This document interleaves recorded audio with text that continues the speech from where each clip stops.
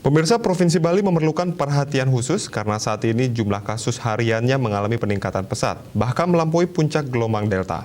Hal tersebut disampaikan Koordinator PPKM Jawa Bali, Luhut Binsar Panjaitan, dalam keterangan pers virtual usai ratas evaluasi penanganan COVID-19. Luhut menyebutkan selain kasus hariannya sudah melampaui puncak Delta, angka keterisian rumah sakit juga meningkat meski masih tetap dalam borderline.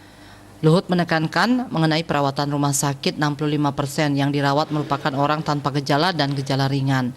Karena itu ia minta jangan masuk rumah sakit tapi masuk saja isoter. Diungkapkannya dari 356 pasien meninggal sejak Omikron diumumkan, ada di Indonesia 42% memiliki komorbid, 44% lansia, dan 69% belum divaksinasi lengkap. Kelompok komorbid dimohon yang punya hipertensi, diabetik, dan komplikasi perlu mendapat perhatian. Secara umum pun, Luhut yang merupakan Menteri Koordinator Bidang Kemaritiman dan Investasi ini mengatakan, peningkatan kasus COVID-19 di Indonesia sangat pesat, namun secara umum dampak terhadap rumah sakit dan kematian relatif masih jauh lebih kecil dari Delta.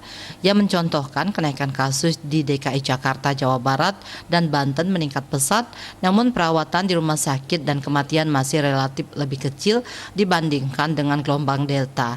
Kebijakan PPKM masih tetap menetapkan level assessment PPKM minggu lalu, yaitu dengan tetap memberikan bobot lebih besar pada rawat inap rumah sakit.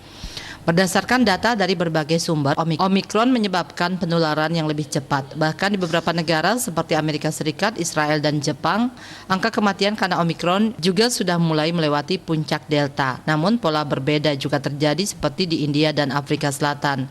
Untuk itu pemerintah terus melakukan pembaruan data, meminta masukan dari berbagai ahli dalam bidangnya, dan menganalisis perkembangan yang terjadi di seluruh negara sehingga bisa mendapatkan masukan dalam penanganan Omikron ini dan pengambilan keputusan benar-benar dilakukan secara holistik. Dia Dewi, Bali Post melaporkan.